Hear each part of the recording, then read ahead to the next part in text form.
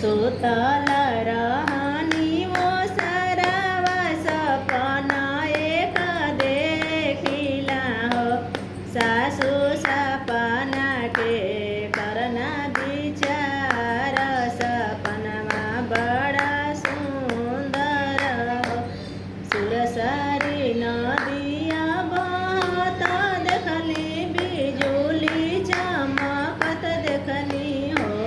सासु हरियर हरियर यम के घावा दवाया, चरवा के डाल लया, चरवा के डालेला। सुरसरी नदिया सौरिया